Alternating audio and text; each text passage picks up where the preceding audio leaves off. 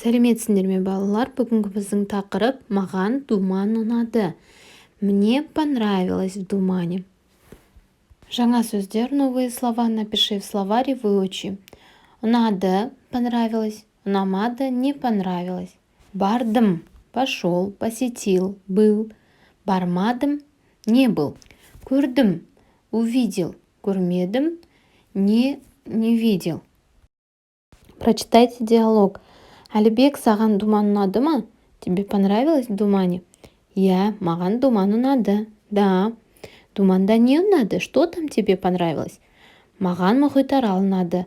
Мне понравился океанариум. Маған да мұхитарал ұнады. И мне тоже. Тасбақаларды, балықтарды көрдім. Я увидел черепах и рыб. Маған балықтар ұнады. Мне понравились рыбы. Әлібек, саған көп рахмет. Әлібек, тебе большое спасибо. Демалыс күніміз жақсы өтті. Выходной день прошел на ура. Саған да рахмет. Жақсы қыдырдық. И тебе спасибо. Хорошо погуляли. Бірінші тапсырма, сұрақтарға жауап бер. Ответь на вопросы. Әлібек пен Саша қайда барды? Әлібек пен Саша думанға барды. Екінші сұрақ. Әлібектің әкесі думанға барды ма? Әлібектің әкесі думанға барған жоқ. Сашаның әкесі думанға барды ма? Жоқ. Әлібек пен Саша мұхитаралды көрді ме? Иә. Әлібекке мұхитарал ұнады ма? Иә, ұнады. Сашаға тасбақа ұнады ма? Жоқ.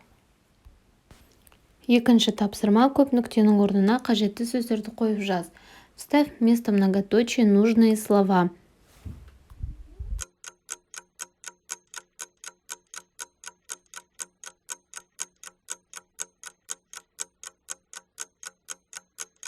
Үшінші тапсырма, шеңбердегі әріптерден сөз құра. Составь слова с буквами. Төртінші тапсырма, суреттерге сәйкес сөйлемді тап. Олар саябақта қыдырды. 6. Ол думанға бармады. 4. Оған думан ұнады. 2. Оған кірпібалық ұнамады. 5. Ол әкесімен думанға барды. 1. Ол тасбақаны көрді. 3. Кел жаттайық. Выучи. Су асты да бір қызық. Алабұға жүзіп. Қанаттары қырмызы, құйрығы да алқызыл. Қадыр Мырзалы. Есте сақта, запомни.